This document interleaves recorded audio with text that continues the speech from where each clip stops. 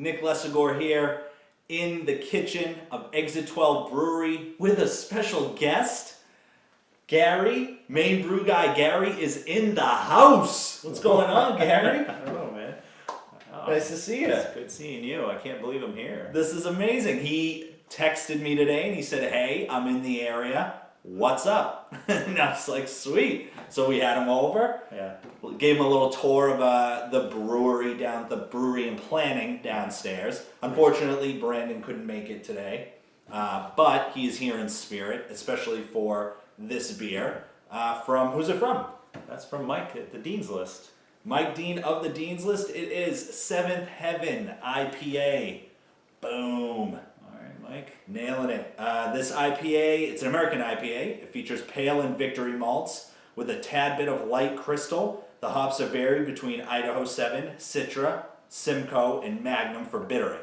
So Mike keeping the hop drops, the times, keeping it close to the vest a little bit, Gary. Yeah, I think so. I like we that. could probably hit him up on that. Yeah, maybe we can figure that one out. 72 IBUs. Yeah, that's right, and 7% ABV, a special treat from Mike. Once again, Mike, thank you so much. I know that Gary appreciates it. I definitely do. So, Well, Mike, I saw this in the fridge and I was like, wait, that's Mike Dean's. We're going to review that. that's right. And review it we will. And I'm very pumped about it. Coming out, you know, if there's one thing I know about Mike Dean, two things. He kegs and he bottles from the keg. Yeah. And his IPAs are always clear. Yeah. Loves him a clear IPA. That was a very hefty pour for me. That's okay. That was absurd. That's all right. Perfect. So, this thing is definitely very clear. Yeah. It's got like a copper. Yeah, light pale to copper, yeah. Yeah, a real nice copper. It's got the clarity there where you can look up underneath and see the bottom of the head. It looks like, you know, you're looking up at the clouds. Yeah, no, absolutely, I agree. Rustling up some bubbles here. It definitely came out really nicely carbonated. Got about a quarter finger head right there. Yeah. Dissipates not. Actually sticks around Yeah. a little bit, yeah. Yeah. Dissipates a little bit. I mean, pretty classic to the style. Yeah, and it's got some decent legs there. Yeah. On the glass. So I'm sure Brandon, if Brandon were here, he would say, let's get a snifferoo on this. So let's smell this thing. Yeah. Honeydew melon off the top. Like I got killed with honeydew melon, which is amazing. Yeah. Wow, what a smell. And I think that is either the Idaho 7 or maybe the Simcoe. Yeah. You know, it smells like when you not when you cut the honeydew melons, but like when you've gone to like the grocery store and there's a pile of them laying there. Yes, okay, I can see that. Yeah, yeah. Like not dank, but like a It's like you walk by the honeydew melons and you're like, oh, yeah, that smell. I get a tiny bit of like a grapefruit. Like there's no real like orange character, but I get still like those tropical, maybe like a slight peach, almost like a warmed peach. You know, a peach that's been sitting out in your kitchen for a while, nothing that's been like in the fridge. Yeah, that's a fair assessment. That's The malt bill seems like crackery, very toasty and crackery almost. yeah. No, I'm getting a little pine too. A little, Yes, little maybe bang that could be what it is. Yeah, and then definitely rides up there with a nice biscuity cracker type. Yeah. On the back end, I Yeah, think. yeah. Wow, that's got a real nice aroma. It's very clean smelling, but not overpowering on any one of the hops there, Mike. I think you're pretty well balanced on that. I think I'm picking up maybe more of the Magnum, and I don't know, Idaho 7. I've used it once, but I'm kind of lost right now on what that profile is. So I've had beers with it. I've never personally used it, and I think it's more of like the Idaho 7 is kind of like a dank. Spicy, right? Because now I'm getting a little spice. I can see that. Yeah, yeah. But I think the Magnum is what I'm picking up the most. Magnum and Citra, and then a spice, a melon, said, maybe pear, like a underripe pear, maybe, or. Oh, that underripe pear, that's perfect. That is perfect. See, I thought I was getting more of the Magnum and Simcoe, so it's interesting you're getting the Magnum and Citra. I could be wrong, but that's. Yeah, well, I could be too. Remember, we were just talking about strengths and weaknesses in brewing. And That's the truth. But that's a really, really upfront.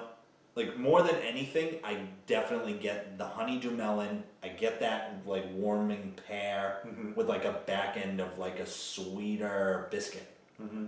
Yep, a little bit of sweetness from the crystal, but it was very light-handed, I believe, with the crystal. So it kind of shows up there, but it carries right through on the, at least on the aroma, that it smells like it's going to be a sweet.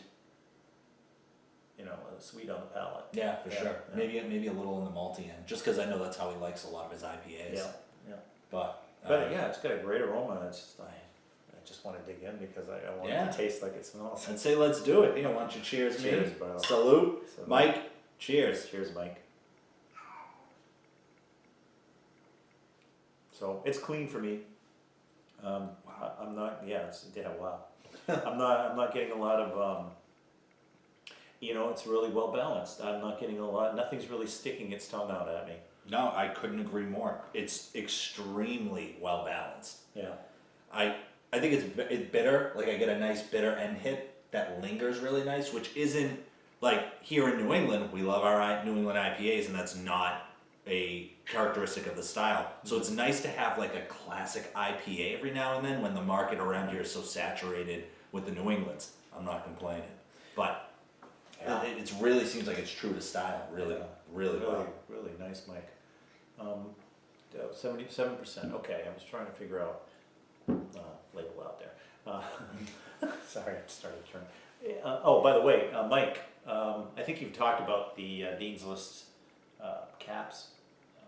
It's really nice. Bang up job, man. Yeah, I agree. I like that. It's a nice touch. Yeah, it's actually because of the Dean's List caps that Exit 12 started making our own caps. Yeah. So they were a little pricey, so we're waiting to brew like a really nice beer to put them on. But we have some Exit 12 caps as well. We definitely bit that idea from Mike, so thanks for that. So on the palate, what are you getting on the palate? I get I don't get, I'm sorry to cut you off there. Yeah, I don't get the I don't get all of what I was smelling on the palate. I get more of the Simcoe on the palate. Yeah, I can see that. Yeah. Maybe Simcoe and Citra. I'm thinking maybe he used the Citra as a bittering hop. Because the bittering is really smooth. Like, it's not super harsh. Yeah. Like, I think it's a really nice bitterness on it. Or maybe use the Magnum. I'm not sure. Yeah, see, this is where So Nick and I were having a discussion about strengths and weaknesses of brewers, and I revealed to him what I felt my weakness was. And without getting too far into that rabbit hole, I believe that it's picking out hops in a beer is probably, I would say, a weakness for me. I can pick out the hops, but I'm not always certain where they've been placed. In the aroma, I think if it stands out, you can probably say, yeah, that was dry hopped with Citra or whatever. For me, I feel like maybe the Magnum he was bittered with the Magnum, but not like a very small, light dose. And maybe he brought Magnum in 20 minutes, perhaps. And then after that, it was, to me, I think it was probably Citra and Idaho 7, and then dry hop with Simcoe and Citra. And I can see that, yeah. Yeah. But I also think there's something to be said for the concept that hops, there are so many of them now in the market, and they all have so many similar taste characteristics. Mm-hmm. So it can be very hard.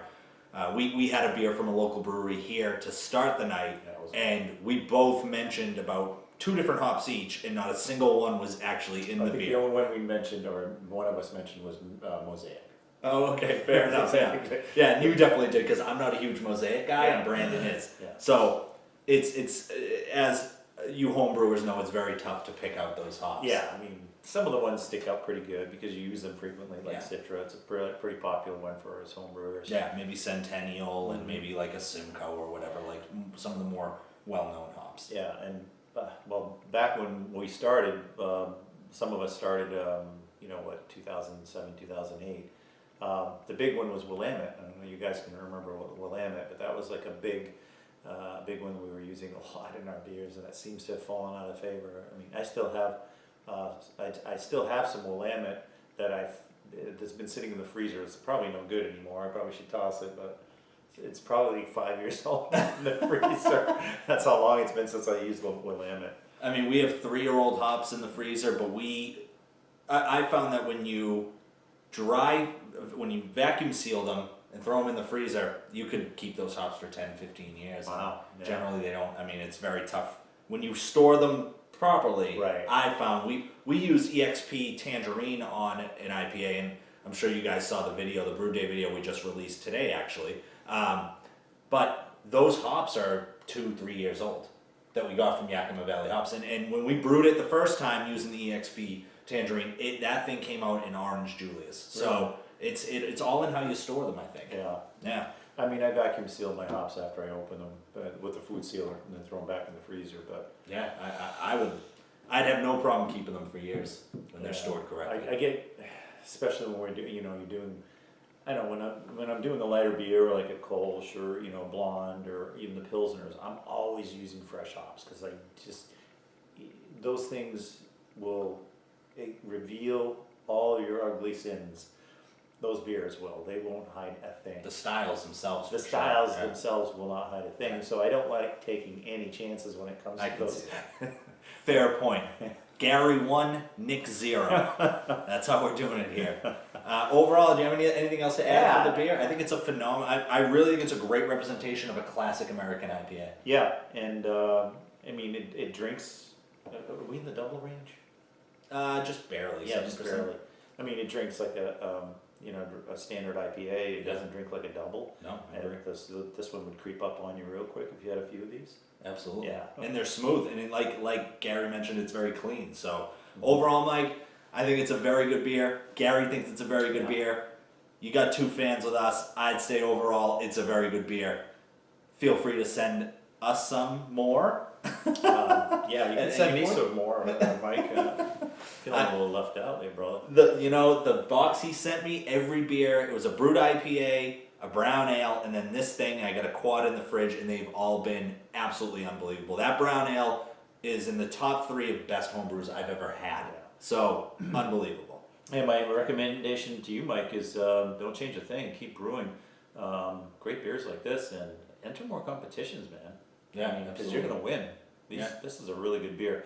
I know this probably you've had a few iterations of this. Is one of your flagship beers, so to speak. At some point you got to say, yep, this one's done, and I think this one's done. It's a great beer. I agree, and that's coming from a winner himself. In the next round of NHC, guy is killing it. He's too modest. Don't let him fool you. Yeah, I do want to, if we have a moment, I want to. So this is the beer that made it to the next level at NHC. It was actually the one Ben and I brewed, Hokey Homebrew, and I brewed it at his place on his system. So he's the co-brewer with that, so he is obviously going to be, if it goes any further, he'll have the same accolades. But we did get second place. And you're moving on to the next round. Yeah, and that's amazing. That's more than I did for sure. And he obviously is killing the homebrew game. Mike, you're definitely killing it, we can tell. So again, thank you so much, man. Appreciate it. And cheers. Cheers, brother. Thank you.